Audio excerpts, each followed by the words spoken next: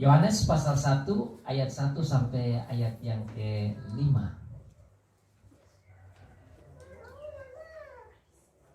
Pada mulanya adalah firman. Firman itu bersama-sama dengan Allah, dan firman itu adalah Allah.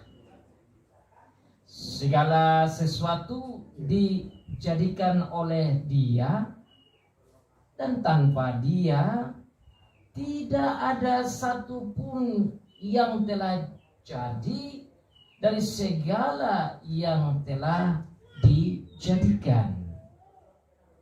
Dalam Dia ada hidup, dan hidup itu adalah terang manusia.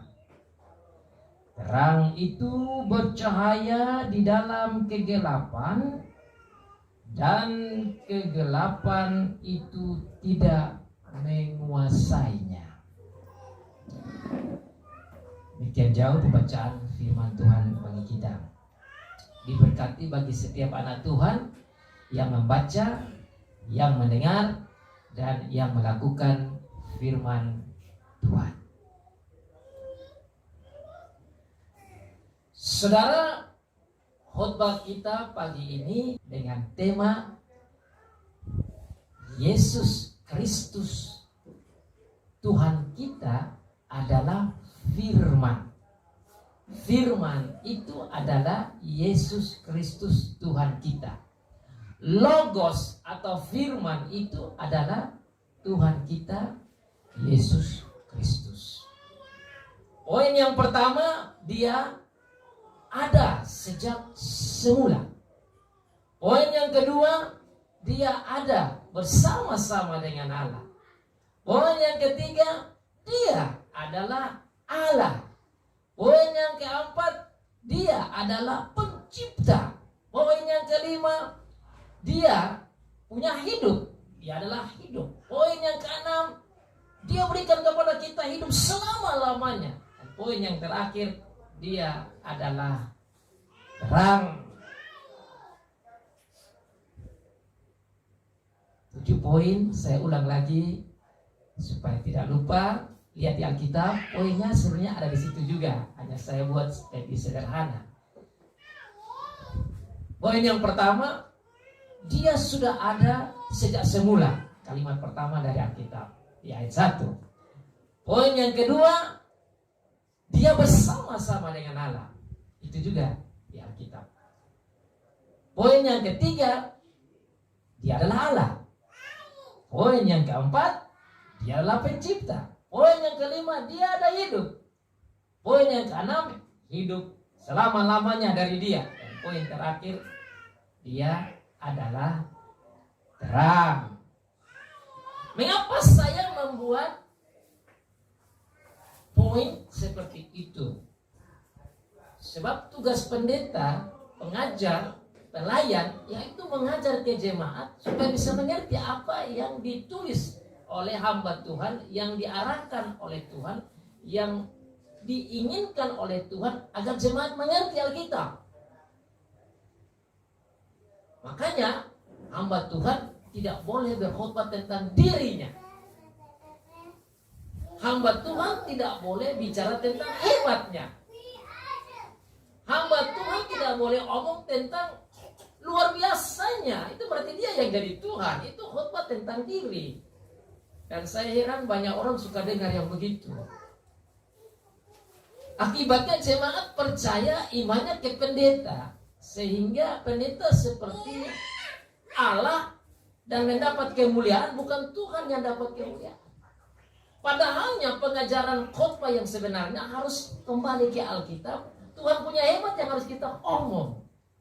Tuhan punya hebat yang harus kita jelaskan, yang kita khotbahkan, supaya jemaat beriman pada Tuhan yang hebat, bukan percaya pada pendeta yang hebat.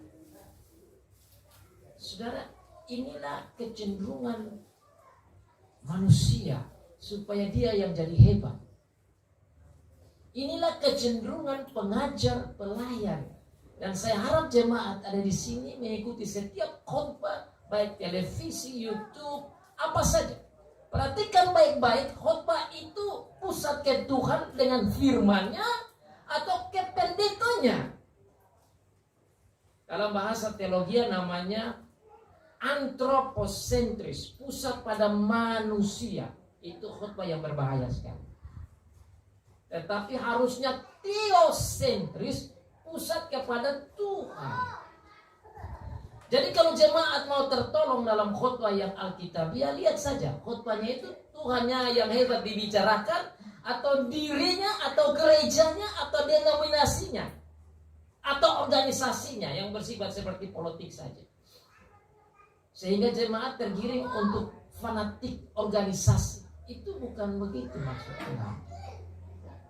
Jadi saudara kita pendeta ini atau pelayan ini punya tugas berat untuk berhati-hati dalam mengajar kepada jemaat, agar apa yang kita sampaikan nama Tuhan itu dimuliakan dan Tuhan senang dan berkati pengajaran kita, pengkhotbahan kita. Bukan kita mengajar supaya jemaat senang dengan kita, suka dengan kita dan memuji kita. Itu yang namanya mencuri kemuliaan Tuhan. Kita manusia suka begitu, supaya dipuji, dihormati, dimuliakan. Padahal bukan begitu. Makanya saudara, saya mau hari ini kita belajar 7 poin itu. Lihat saja tema yang saya kasih tahu. Yesus Kristus pusatnya. Tuhan kita pusatnya. Logos pusatnya di Dia. Poin pertama, Dia ada sejak mula. Itu Dia yang saya mau khotbah. Dia bersama dengan Allah. Dia itu yang saya mau khotbah. Dia itu adalah Allah. Itu juga yang saya mau khotbah. Dia adalah pencipta. Itu juga yang saya mau khotbah. Dia punya hidup. Itu juga yang saya mau khotbah hari ini. Dia kasih kita hidup selama-lamanya. Itu yang saya mau khotbah hari ini. Dan Dia adalah terang. Itu juga yang saya mau khotbah.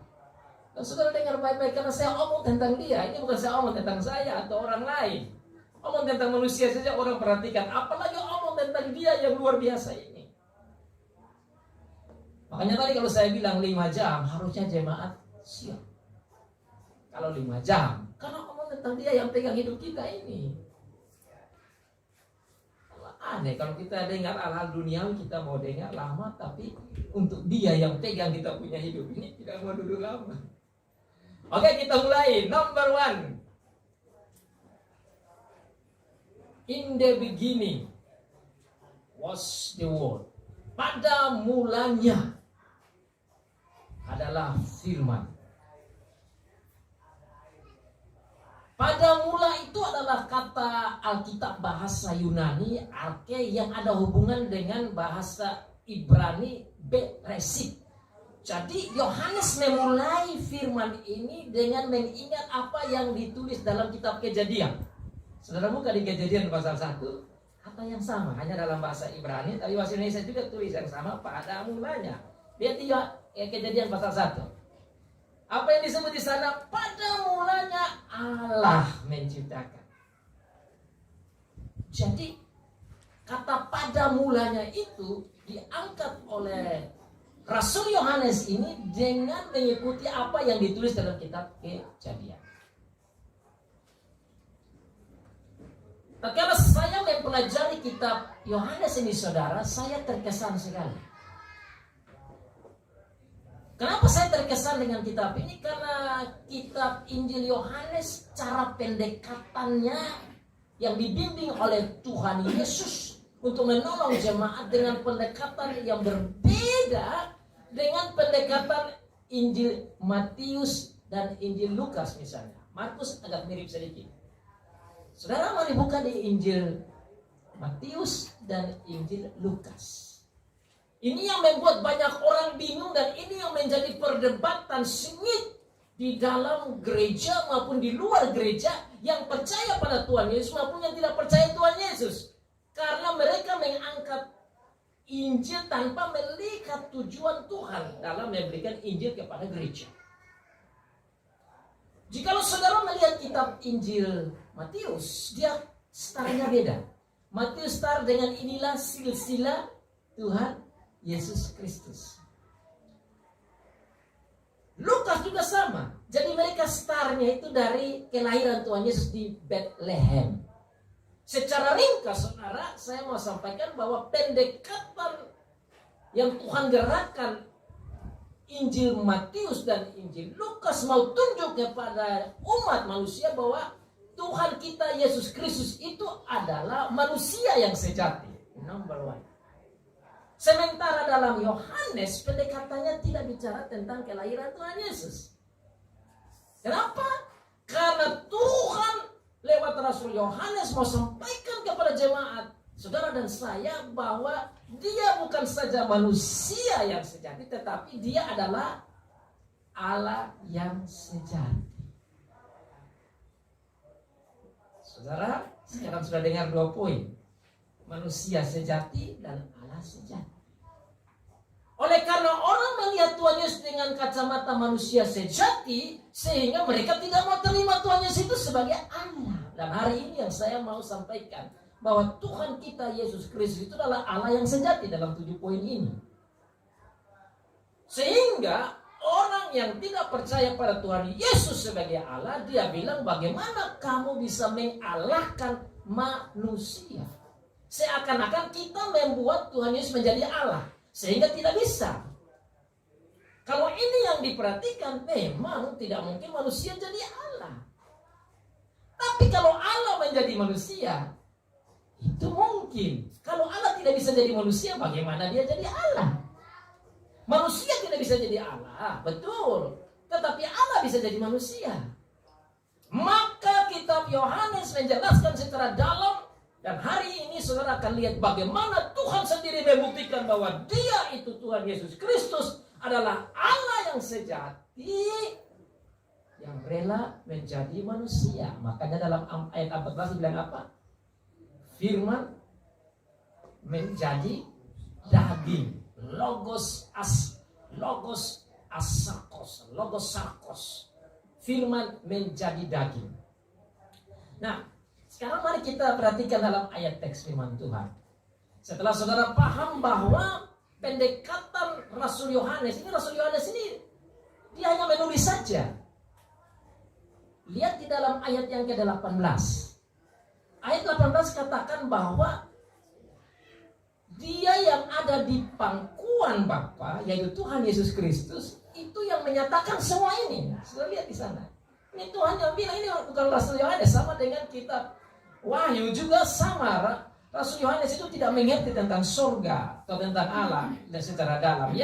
Yang tahu tentang Allah itu Tuhan Yesus. Maka lihat di ayat 18, tidak seorang pun yang pernah melihat Allah, tetapi anak tunggal Allah, yaitu Logos firman itu, yang ada di pangkuan Bapa, dialah yang menyatakannya. Jadi 7 poin yang saya ringkas dari ayat 1 sampai ayat 5 ini bukan buah karya karangan dari Yohanes melulu, tapi Yohanes menulis karena anak Allah menyatakannya kepada dia. Jadi saudara, apa yang Yohanes tulis ini adalah dari Tuhan Allah sendiri. Tuhan Yesus sendiri menyatakan kepada Yohanes untuk sampaikan kepada jemaat bahwa pada mulanya adalah firman, bahwa firman itu bersama dengan Allah, bahwa firman itu adalah Allah, bahwa firman itu adalah pencipta, bahwa firman itu ada hidup, bahwa firman itu memberikan hidup yang kekal, bahwa firman itu adalah terang. Itu Tuhan Yesus yang ngomong, bukan Yohanes, saudara. Yohanes tidak mengerti. Dan syukur Tuhan menggunakan Rasul Yohanes untuk membuka rahasia ini. Inilah rahasia surgawi. Ini rahasia surgawi yang Tuhan buka bagi gereja sepanjang abad, termasuk saudara dan saya. Maka dia bilang, pada mulanya adalah firman. Dan saudara baca secara jelas, firman itu tidak lain Tuhan Yesus Kristus sendiri. Sekarang bagaimana kita bisa paham bahwa pada mulanya adalah firman? Kata pada mula itu artinya in the beginning, the original, bahwa sebelum segala sesuatu ada, dia sudah ada. Kalimat ini mau katakan bahwa dia memang Allah. Nah kalau dia manusia baru diciptakan setelah langit dan bumi diciptakan. Tetapi dia sudah ada pada mulanya sebelum segala sesuatu diciptakan. Ayat 3 kan bilang begitu. Lewat dia baru tercipta segala sesuatu. Berarti kata pada mulanya adalah firman. Tuhan Allah mau katakan bahwa dia, Tuhan Yesus ini Allah. Maka haruslah terbongkar semua argumentasi yang katakan bahwa Tuhan Yesus hanya manusia saja. Tuhan mau katakan kepada gereja bahwa Tuhan Yesus yang kita percayai itu adalah Allah yang sejati. Sehingga setelah kita menerima dia sebagai Allah yang sejati dan dia mau jadi seperti manusia untuk selamatkan kita, ya memang benar bisa. Memang dia Allah sejati. Dengan kata ini saudara bisa menolak dan berdebat dan menyatakan kepada orang yang lain yang katakan bahwa dia hanya manusia saja, sambil mengatakan bahwa memang dia adalah Allah. Sehingga saudara punya iman pada Tuhan Yesus betul-betul. Dan ini Tuhan Yesus yang ngomong sendiri lewat Rasul Yohanes. Karena dia Allah, dia sudah ada pada mulanya sebelum segala sesuatu terjadi. Saudara jangan heran karena dia katakan dalam Yohanes pasal 8, dia bilang, aku sudah ada sebelum Abraham ada. Dalam bahasa Indonesia kata itu agak susah dipahami. Karena bahasa Indonesia kita ini tidak ada tensesnya. Tidak persis, sedikit terlalu umum. Kalau bahasa Inggris dan bahasa asli itu persis, jadi gampang. Saya menolong saudara dengan menyatakan dalam bahasa Inggris. Dia bilang begini, before Abraham was born, I am. Kalau yang paham bahasa Inggris bisa tertolong. Before, sebelum Abraham was born. Kata was itu artinya past tense. Sebelum Abraham lahir, saya itu di sini. Dia mau kasih tahu saya ini Allah kepada orang Yahudi waktu itu, sehingga orang Yahudi mau ambil batu mau lempar dia. Ini orang ini mau bikin dia Allah masa lewat Abraham, wah ini tidak bisa. Kalau tidak ngerti konteks itu, kita tetap mencari-cari sejak kapan Tuhan Yesus bilang bahwa dia Allah. Saudara, tapi kalau ditanya begitu sudah bisa jawab, karena memang Tuhan Yesus tidak omong langsung dia itu Allah. Tapi kalau dia bilang before Abraham I was, I am, Abraham ada di sini, dia lahir, saya sudah di sini, ya dia memang Allah. Dan orang Yahudi mengerti itu baik-baik bahwa ini sudah tidak benar lagi. Ini orang sudah mau dijadikan diri seperti Allah. Memang dia Allah. Karena pada mulanya dia sudah ada. Ini saudara, Tuhan ini mau menolong gereja. Makanya saudara kita bergereja ini jangan mau cari khotbah-khotbah ringan. Harus khotbah yang betul-betul digali dan beralkitab, dasarnya Alkitab. Sehingga kita pegang Alkitab. Jangan kita pegang argumentasi logika biasa. Sehingga kita sendiri juga tidak kuat. Kenapa? Kan kita ini bukan orang Yahudi. Kita juga tidak ada pada waktu Tuhan Yesus itu. Tapi konteks yang ada itu perlu kita pelajari sehingga kita bisa menolong diri kita dan menolong anak-anak kita bahwa Tuhan kita Yesus Kristus ini betul-betul Allah. Dia sendiri omong bahwa sebelum Abraham ada, dia sudah ada. Yohanes pasal 10 ayat 30 juga dia bilang ke orang Yahudi yang juga mau lempar dia waktu itu. Dia bilang saya dan Bapa satu. Waduh, ini bagaimana ini? Ini sudah blasfemi, ini sudah menghina Allah betul-betul. Mau ambil batu lempar lagi. Kalau aku dan Bapa satu ya memang Allah. Kenapa ini saya mau bilang supaya saudara dan saya percaya Tuhan Yesus betul-betul percaya. Jangan sampai tiba-tiba gara-gara cinta kasih, gara-gara uang, gara-gara harta benda lari dari iman, lupa Tuhan Yesus secara baik-baik. Karena dia saja jalan keselamatan. Dia ini kan dikatakan pada mulanya sudah ada sebelum Abraham, Musa seluruhnya itu ada, dia sudah ada pada mulanya. In the beginning, originalnya. Kata itu saja mau menunjukkan bahwa dia adalah Allah yang sejati. Jadi sudah tahu dia Allah sejati, baru kita bicara dia manusia sejati. Number 2. Dia adalah ada pada mula, dia bersama-sama. Ini kata kata bersama-sama, saudara garis bawah itu kalimat kedua. Firman itu bersama-sama dengan Allah. Nah kalau manusia bagaimana bisa bersama-sama dengan Allah?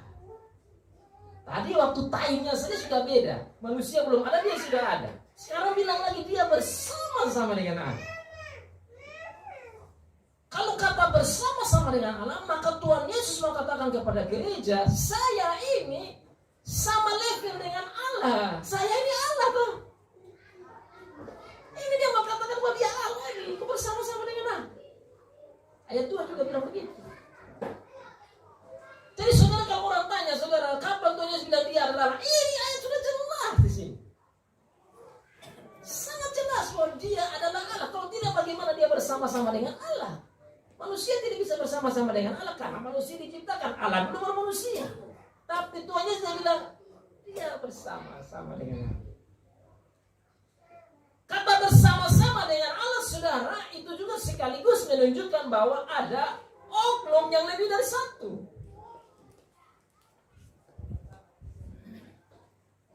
Ada oknum, ada pribadi lebih dari satu. Karena kalau satu saja bagaimana bersama-sama? Berarti Tuhan Yesus itu adalah anak Allah. Sehingga ada anak Allah, ada Bapa, ada Roh Kudus. Jadi saudara, tatkala kita di gereja percaya Allah Tritunggal, ini di sini jelas. Kalau dia satu pribadi saja, bagaimana dikatakan bersama-sama? Ya hapus saja kata bersama-sama. Saudara, itulah dalamnya Alkitab itu. Kalau kita gali, waduh Tuhan itu hikmatnya dalam sekali dan kita butuh waktu untuk renungkan dan pahami. What is the meaning of it? Apa arti dari ini? Kenapa dikatakan firman yaitu Tuhan Yesus itu ada sebelumnya dan bersama-sama dengan Allah? Berarti ada lebih dari satu pribadi kan? Firman itu bersama-sama dengan Allah. Nah, Allah kan tidak lain Bapa, tentu Roh Kudus di situ. Memang tidak ditulis lebih dalam karena nanti dalam pasal 16 itu keluar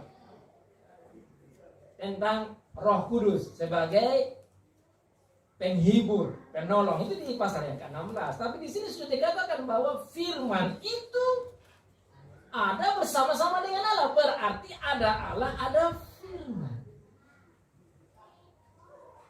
Dengan demikian yang kita percaya pada Allah Tritunggal ini bukan hal-hal yang dibuat-buat oleh manusia. Memang Tuhan nyatakan begitu. Dan ingat baik-baik, yang nyatakan ini Tuhan Yesus, Allah sendiri. Karena yang tahu tentang ini ya Tuhan Yesus. Sehingga dia sendiri yang bisa nyatakan rahasia ini. Dan Yohanes menulis saja. Untuk saudara dan saya yang harus kita pelajari. Firman, Logos, Tuhan Yesus itu ada bersama-sama dengan Allah yang tidak lain Bapa dan Roh Kudus. Dia ada pada mulanya bersama-sama dengan Allah. Mau garis bawahi bahwa bukan Logos ada di bawah sini, Allah ada di atas sini. Dan ini juga yang dijelaskan secara tidak alkitabiah oleh kaum Unitarian. Saudara mungkin pernah dengar itu istilah Unitarian, itu yang percaya Allah itu satu pribadi saja. Yesus itu bukan anak Allah, tapi dia satu pribadi sama dengan Allah, dalam arti pribadi yang lain itu disangka. Itu namanya Unitarian. Kalau kita namanya Trinitas, satu Allah tapi ada tiga pribadi. Nah, tiga pribadi ini yang saudara lihat di sini. Kalau bukan tiga pribadi tidak bisa kata sama-sama. Tetapi dikatakan pada mulanya bersama dengan Allah, berarti Bapa ada di situ, Roh Kudus ada di situ, Tuhan Yesus sebagai anak Allah juga ada di situ. Berarti Allah yang sama. Itu ayat yang kedua mau jelaskan begitu. Sehingga saudara tatkala pulang dan baca ulang firman Tuhan di sini, saudara tertolong. Oh, ternyata sekarang saya mengerti. Yang dimaksud dengan pada mulanya adalah firman, ya Tuhan Yesus ada pada mula. Firman itu bersama-sama dengan Allah, berarti itu berbicara tentang ketritunggalan Allah. Dan dia ada pada mula bersama-sama dengan Allah, menunjukkan bahwa Allah itu sama sebagai Allah. Tidak ada Allah yang rendah, ada yang tinggi, dan itu ada pemahaman-pemahaman seperti begitu. Dia adalah Allah, ayat yang berikut. Firman itu adalah Allah. Ini adalah kesimpulan dari semua yang mau disampaikan. Jadi kalau kita mau tanya kapan Tuhan Yesus katakan bahwa dia Allah, ini sudah jelas karena dia yang membuka rahasia ini dan dia katakan dia adalah Allah. Kalau saudara pegang ini, maka saudara percaya pada Tuhan Yesus sebagai Allah betul-betul. Memang dia bilang begitu. Dan saudara akan menolong bukan saja diri saudara, tapi menolong anak, istri, suami, teman tentang iman kepada Tuhan Yesus ini tidak main-main. Bahwa memang dia adalah Allah. Dan dia bilang di sini, firman itu adalah Allah. Number 3. Saudara sudah sampai nomor 3 ini. Firman itu adalah Allah, berarti dia itu bukan saja manusia. Nanti di dalam ayat 14 baru dia bilang dia yang adalah Allah itu menjadi manusia. Jadi saudara percaya Tuhan Yesus, betul-betul percaya bahwa dia itu adalah Allah yang benar dan kekal. Nah kalau dia adalah Allah, maka tentu dia bisa bersama-sama dengan Allah. Nah, kalau dia adalah Allah, maka dia bisa selamatkan saudara dan saya. Ya, kalau dia manusia, bagaimana kita bisa percaya dia sebagai penyelamat? Ini yang menjadi masalah. Tatkala orang melihat Tuhan Yesus hanya manusia saja, tidak akan mungkin dia menerima Tuhan Yesus sebagai juru selamat. Karena yang bisa memberikan keselamatan ya Allah sendiri.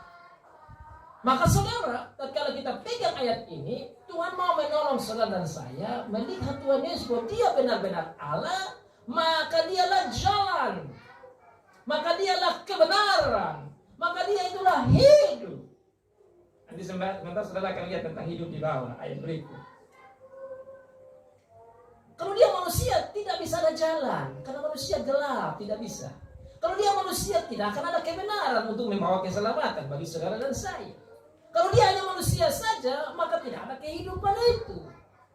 Tapi karena dialah Allah, maka dalam Yohanes 14 ayat 6 dia sendiri katakan, I am the way and the truth and the life. Akulah jalan dan kebenaran dan hidup. Tidak lainlah keselamatan bagi saudara dan saya. Karena dia Allah. Dasar itu di sini, saudara. Maka bicara tentang kitab Yohanes ini penting. Tuhan tahu bahwa ini penting untuk saudara dan saya. Karena apa? Iblis itu licik. Dia mau membuat kelicikan supaya kita bingung tentang Tuhan Yesus. Tapi tatkala kita percaya bahwa dia adalah Allah seperti dikatakan di sini, kekuatan iman kita akan kokoh karena disitulah keselamatan, disitulah kebenaran, disitulah jalan, disitulah kehidupan. Belum cukup di situ saudara, Tuhan Yesus lanjut lagi. Number 4, nomor 4. Dia itu adalah Allah sejati. Buktinya di ayat yang ketiga. Sudah lihat di sana apa dikatakan oleh Tuhan dalam ayat yang ketiga. Segala sesuatu yang dijadikan oleh dia, dan tanpa dia tidak ada satu pun yang telah jadi dari yang telah dijadikan. Saya meringkas itu dengan kata bahwa dia adalah pencipta, sama dengan Bapa. Kalau manusia tidak bisa menciptakan, kalau dia manusia saja, tapi memang dia Allah. Tuhan Yesus mengatakan bahwa I am God, saya ini Allah. Karena saya Allah, saya pencipta juga. Bapa pencipta, Roh Kudus pencipta. Tuhan Yesus juga pencipta. Makanya saudara Bani dalam kitab Kejadian pasal 1, kalau Bapa menciptakan lewat firman. Bapa firman dan Roh Allah melayang-layang. Itu pekerjaan Allah Tritunggal. Nah, kalau dia ciptakan manusia, dia bilang, baiklah kita. Kita kan tidak mungkin gambar satu orang. Kita berarti ada lebih dari satu. Baiklah kita menciptakan manusia menurut gambar dan rupa kita. Berarti ada lebih dari satu. Tatkala Tuhan Yesus lahir, Bapa mengirim Tuhan Yesus, Roh Kudus bekerja dalam kandungan Maria, dan Tuhan Yesus datang. Tatkala Tuhan Yesus dibaptis juga sama. Bapa bicara, inilah anakku. Tuhan Yesus dibaptis, Roh Kudus melayang-layang. Tatkala saudara dibaptis juga dikatakan yang sama. Baptislah dalam nama Bapa dan Putra dan Roh Kudus. Itu menunjukkan ketritunggalan Allah. Maka Bapa pencipta, Tuhan Yesus juga pencipta, Roh Kudus juga di situ. Tapi apa maksud ayat 3 di sini? Fokusnya ke Tuhan Yesus. Supaya umat percaya bahwa juru selamatmu ini memang benar-benar Allah. Allah yang ada sejak kekal, Allah yang ada sama dengan Allah, Allah yang juga pencipta. Saudara biasanya hanya dengar toh, pengkhotbah biasa khotbah hanya dia penyelamat. Tapi hari ini saudara dengar bahwa Tuhan bilang bahwa Tuhan Yesus bukan saja penyelamat, tapi dia juga pencipta. Not only a savior, but he is also a creator. Pencipta juga. Apa untungnya saudara lihat bahwa juru selamat saudara ini adalah pencipta? Ya kalau saudara lihat dia sebagai pencipta, maka saudara juga rasa terhibur, dikuatkan bahwa kita punya juru selamat yang menguasai seluruh surga dan bumi. Sebagai manusia, ya manusia. Tapi saudara ingat dalam Matius pasal 28 dibilang apa? Kepadaku telah diberikan segala kuasa apa? Di surga dan di bumi. Sebagai manusia, tapi sebagai Allah memang dia pegang itu.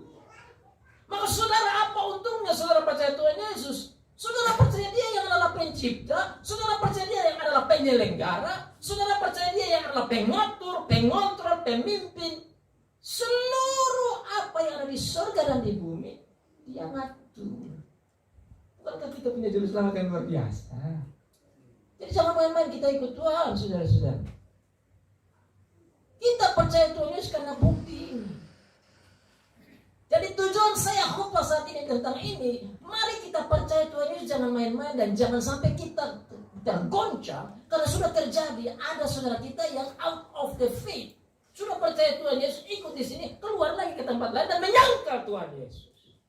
Yang menyangkal dia sebagai Allah, begitu saudara. Kalau sudah keluar daripada percaya Tuhan Yesus sebagai juru selamat dan Allah, maka dia anggap Tuhan Yesus bukan Allah lagi. Kalau keluar dari iman percaya ini, kita tidak mau ini generasi ini hilang, saudara. Tuhan juga tidak mau.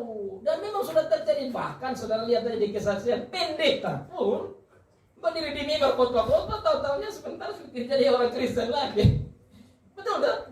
Karena tidak ngerti ayat seperti begini, saudara. Baca firman tapi ngawur saja. Kenapa? Khotbahnya tentang dirinya sendiri atau orang punya diri.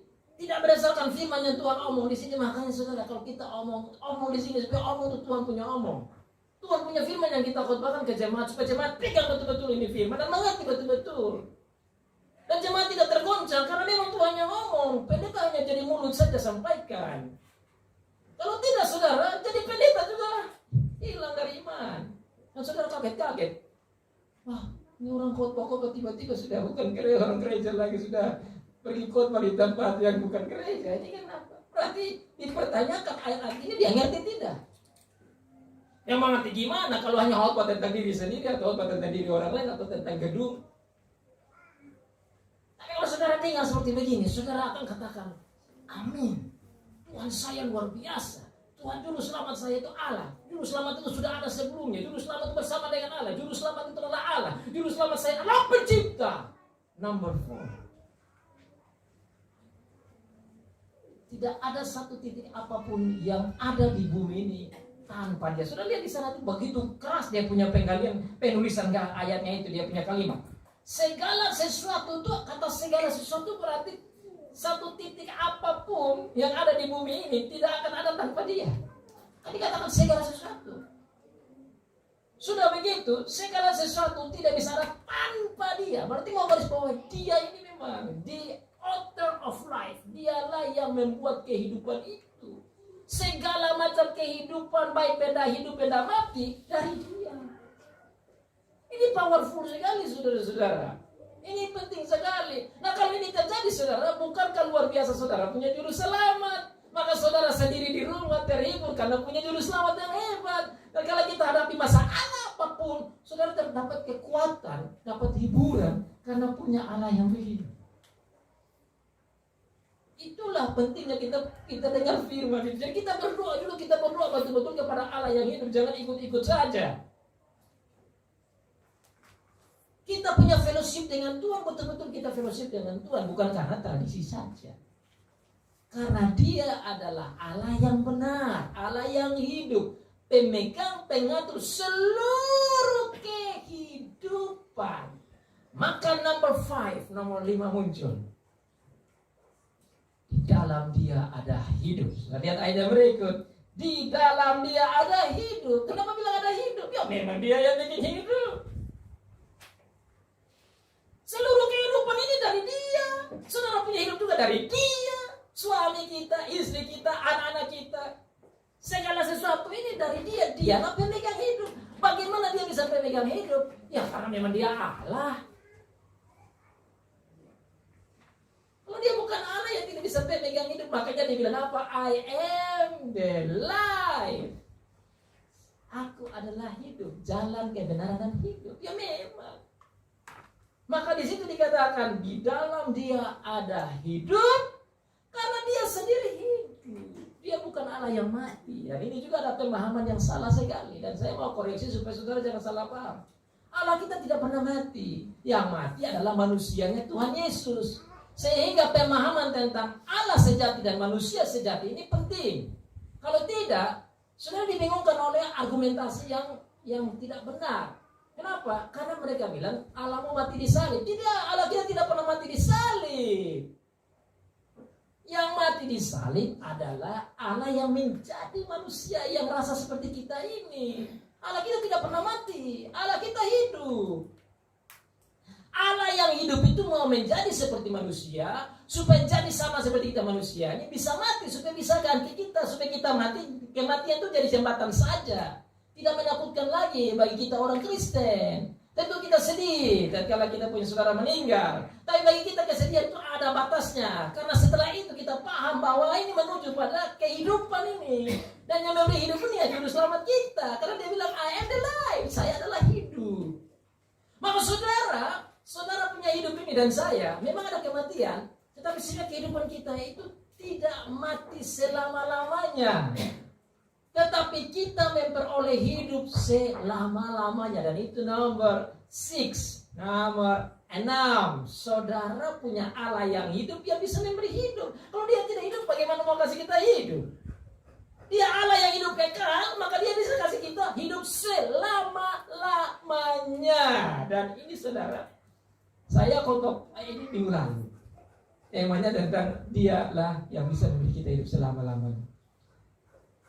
Orang-orang zaman sekarang sudah lihat, sudah sampai ke Kupang juga, pergi ke aerobik, pergi lihat view yang bagus, menarik napas untuk udara segar, makan makanan bergizi. Apa tujuannya?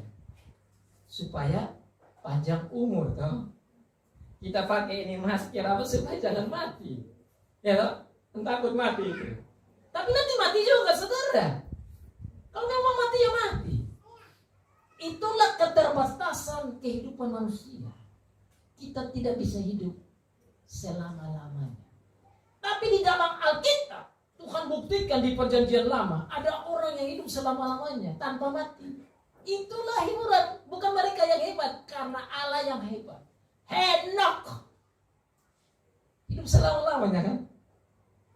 Tidak mati dia, karena dia bergaul dengan Allah. Allah mengangkat dia dan dia terangkat ke surga. Sama lagi, Elia sama juga. Itu orang hidup selama-lamanya, tidak mati. Ada yang banyak yang mati, tapi mereka tidak. Tujuannya apa? Tuhan mau bilang bahwa saya yang hidup selama-lamanya, kamu ini juga bisa hidup selama-lamanya. Saudara saya bisa hidup selama-lamanya. Nah kalau Tuhan Yesus datang hari ini, saya lagi khotbah begini, kita hidup selama-lamanya, tidak ada mati lagi. Karena bukti Henok sama Elijah itu begitu juga Elia. Dan Tuhan Yesus adalah the culmination, the climax of the life. Dia mati tapi dia hidup. Sehingga apa? Kalau kita Tuhan Yesus datang, kita bisa hidup selama-lamanya seperti Henok dan Elia. Tapi kalau kita pun mati, kita juga sama seperti Tuhan Yesus yang mati dan hidup. Luar biasa kan? Nah itu artinya membuat kita tuh bersemangat dalam hidup. Pandemik mau datang, tsunami mau datang, gempa bumi mau datang, kelaparan mau datang, kemiskinan mau datang. It's a piece of cake. Bahasa Inggrisnya itu tidak perlu kita takut. Makanya Roma pasal 8 bilang apa? kita lebih dari pemenang, dan tidak ada satu apapun yang bisa memisahkan kita dari kasih Tuhan Yesus. Ini saudara hiburan. Maka saudara, hidup kekal itu bukan mati dulu. Hidup selama-lamanya itu startnya dari sekarang, saudara. Sejak saudara ada di bumi ini dan percaya Tuhan Yesus di dalam orang tua maupun saudara sendiri, disitulah saudara sudah peroleh hidup yang kekal. Hanya di kita saja di Kristen yang hitung begitu. Makanya kita tuh tidak, insya Allah, kita tidak mudah-mudahan kita tuh pasti hidup kekal ada dalam kita. Dan itulah kehidupan selama-lamanya.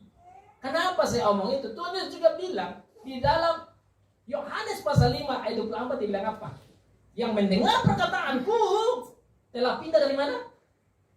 Dari maut kepada hidup. Apa itu maut? Bahasa Indonesia kurang bagus, kurang keras karena dikatakan maut. Bahasa Inggris dan bahasa asing dibilang death. Artinya sudah pindah dari mati kepada hidup. Nah kalau mati yang kita takuti ini sudah Tuhan Yesus selesaikan, maka kita tidak perlu takut mati, toh. Maka saudara, kalau saudara lihat di sini sudah pindah dari mati kepada hidup, maka keselamatan yang kekal, keselamatan selama-lamanya itu saudara dengar Tuhan Yesus, saudara sudah dapat itu. Nah sekarang bagaimana dengan kematian? Ya memang kalau kematian datang di kita, tidak apa-apa, itu hanya jembatan saja melanjutkan hidup yang kekal itu. Kalau saudara dengar khotbah saya dalam Kejadian pasal 2 ayat 7 bicara tentang kehidupan. Itu saya gali di sana dan saya dapat bahwa kita ini mati, roh kita ini tidak mati ke Tuhan. Tubuh kita ini tidak mati, tapi roh itu ada dengan Tuhan. Itulah hidup kekal. Jadi hidup kekal dari sekarang sampai terus, sampai mati juga roh kita tidak mati. Saudara buka dalam Wahyu pasal yang 6 ayat 9 sampai ayat yang ke-11, 12 itu bilang apa? Waktu itu Rasul Yohanes melihat roh-roh itu berbicara dengan Bapa. Jadi roh itu berbicara, berarti ada hidup toh. Saya dapati saudara ini aneh tapi nyata. Tubuh tidak ada, kita ini kan bicara lewat mulut. Saudara saya punya mulut bergerak, ini artinya mulut bergerak. Kalau saudara dengar kata-kata saya, itu ada komunikasi. Alkitab katakan Adam sudah mati, dikubur. Tapi Wahyu pasal 6 katakan apa? Jiwa-jiwa berbicara dengan Bapa di surga. Dan Bapa dia katakan, ya Tuhan Allah sang penguasa, sampai kapan tidak membalas kejahatan mereka itu?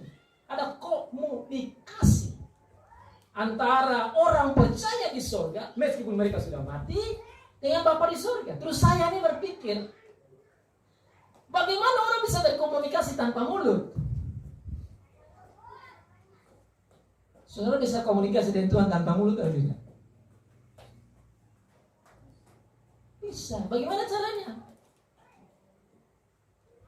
Bagaimana caranya? Kita berkomunikasi dalam hati. Tanpa saudara komat kamit, saudara orang oleh Tuhan. Itu tanpa mulut. Nah inilah saudara, bukti kepada kita bahwa kita bisa berkomunikasi dengan Tuhan. Jadi saudara, tatkala Tuhan bilang kematian itu sudah pindah dari kematian pada hidup, berarti saudara dan saya punya hidup ini selama-lamanya. Tapi bagaimana bisa dapat hidup selama-lamanya? Hanya kalau saudara percaya Dia adalah juru selamat dan Allah yang kekal dan benar. Nomor 7. Belum ada yang mengantuk, bersyukur ya. Saya masih perhatikan, ini luar biasa. Saya biasa hitung khotbah yang banyak orang juga saya tahu dari ujung ke ujung berapa yang mengantuk, menguap. Tidak ada juga yang menguap, ini bagus. Saya bersyukur ya, karena firman Tuhan itu orang mau makan ulang-ulang. Kalau kita makan enak mau tambah tuh, harusnya ini saudara juga harus rasa begitu. Karena kita bicara tentang Tuhan Yesus yang memberi hidup. Dan saudara saya pegang itu kehidupan kekal, bukan nanti mati, tapi saya belum mati sekarang ini. The life everlasting is in your hand. Ada di tangan saudara itu kehidupan. Jadi saudara sudah, saya ini sudah 50-an, sebentar lagi 6-70. Kan kita usia-usia tambah tua itu kan sebentar lagi sudah arah ke sana. Tapi tidak apa-apa, kita berani menghadapi itu. Ini Bapak gak ada orang tua di sini. Kita berani hidup dalam keadaan tua kita. Di dalam tua kita bersuka cita, di dalam muda kita bersuka cita, di dalam masih kecil kita bersuka cita, di dalam sudah tidak bisa lagi di rumah sakit juga tetap bersuka cita. Kenapa? Allah, karena kehidupan kekal itu ada sekarang, bukan tunggu lagi. Oleh karena itu saudara harus hidup sebagai anak-anak terang. Dia adalah terang. Number 7. Lihat Tuhan punya omong itu. Saya ini ikut-ikut saja karena Tuhan punya omong itu kayak logis sekali. Luar biasa. Allah pencipta hidup terang. Maka dikatakan saudara dan saya ini harus menjadi anak-anak terang. Karena Tuhan Yesus adalah terang. Kali Mazmur 27 kita baca. Dia adalah Allah yang terang. Dia bukan Allah yang gelap. Allah yang terang itu artinya bahasa ilustrasi bahwa di dalam terang itu ada kebenaran. Di dalam terang itu ada kesucian. Di dalam kebenaran itu ada kebaikan. Di dalam kebenaran itu ada semua buah-buah roh itu, ada kerendahan hati, kebaikan hati, kelemah lembutan, pengampunan, semua identity of heaven, semua identitas surga itu adalah terang. Maka setiap orang yang menikmati ini, yang sudah pindah dari maut kepada hidup, pindah dari mati kepada hidup, yang percaya Tuhan Yesus yang terang, dia adalah Allah. Saudara dan saya dipanggil untuk menjadi terang seperti Tuhan Yesus yang adalah terang. Bagaimana? Saudara dan saya punya tanggung jawab besar. Kita harus berjuang untuk tidak hidup dalam kegelapan. Dan ini tidak gampang, saudara. Karena iblis masih mau jatuhkan kita ke kegelapan, diri kita juga lemah dan kita mau arah ke kegelapan. Orang-orang di sekitar kita juga mau tarik kita kepada kegelapan. Dan zaman akhir ini, tarikan kegelapan itu mulai lebih keras lagi. Karena ini sudah tahu ini masanya singkat sekali. Dia makin bekerja keras lagi. Tapi syukur saudara, kita telah dibeli oleh Tuhan yang adalah terang. Dan mau supaya kita hidup di dalam terang. Itu dalam Efesus pasal yang keempat dan 5. Saudara bisa baca di situ di rumah. Catat baik-baik ayat itu. Hidup sebagai anak-anak terang. Live a life as the children of light. Kita harus tunjukkan identitas kita dalam kehidupan kita, dalam bekerja, dalam melayani, dalam berdagang, dalam berdiskusi. Kita harus tunjuk kita bahwa kita anak terang. Dan itu tidak gampang. Nah, bagaimana supaya bisa keluar dari situ? 1 Yohanes pasal 1 ayat 1 sampai 4 dijelaskan. Supaya bisa tetap hidup dalam terang, melawan kegelapan, terang yang bisa kuasai gelap itu, kita harus berfellowship dengan Tuhan. Rasul Yohanes juga tulis yang sama. Kami meraba dia, kami menyentuh dia, kami menikmati dia, kami dengar dia langsung. Tentang dia inilah yang kami berikan kesaksian. Yohanes 1 ya. Tentang inilah yang kami berikan kesaksian. Bukan tentang saya ini. Bukan tentang kami rasul-rasul, tapi tentang dia itu. Supaya seperti kami bersekutu dengan dia dan dapat hidup kekal itu atau selamanya. Kami mau juga umat Tuhan seperti begitu. Punya fellowship, persekutuan dengan Bapa dan Putra dan Roh Kudus. Dan ada kebersamaan. Itulah kunci untuk bisa menjadi terang. Sejauh kita bisa dekat dengan dia, kita dapat terang itu dan kita refleksikan terang ke orang lain. Sejauh kita berhubungan dengan dia, berkomunikasi dengan dia dan dengar firman seperti begini yang memberikan penjelasan tentang terang, baru saudara dan saya bisa menjadi kuat untuk merefleksikan terang itu. Dalam kata-kata kita, sikap kita, pikiran kita, imajinasi kita, ide kita, action kita, tingkah langkah kita, skill kita, habit kita, karakter kita ikut itu. Maka Tuhan Yesus katakan, ikutlah aku karena kamu adalah carang-carang dari anggur yang pokok, yaitu Tuhan Yesus Kristus yang harus berbuah. Saudara, saya sudah di poin nomor 7, nomor 7, tapi saya mau ingat kita di bulan Januari. Semoga firman ini kita pegang, kita isi dari Januari sampai nanti Desember sebagai anak-anak terang yang memiliki kehidupan yang kekal, memiliki Yesus Kristus Tuhan kita yang adalah Allah yang sejati dan manusia yang sejati, yang adalah pencipta, yang ada bersama dengan Allah, yang sudah ada sejak semula. Bahkan dia bilang, I am with you inside. Dia bilang apa? Saya bersama dengan engkau sampai selama-lamanya. Bukan bersama dengan engkau jauh, tapi tinggal di dalam kita. Maka kita dinamakan bait Roh Allah, di mana dalam Roh Allah ada Tuhan Yesus dan ada Bapa. Mari kita isi 2022 ini dengan semangat arahan dari Tuhan sendiri yang ada di dalam kita dan menjadi juru selamat, pencipta, penebus, pengudus kita yang luar biasa. Amin.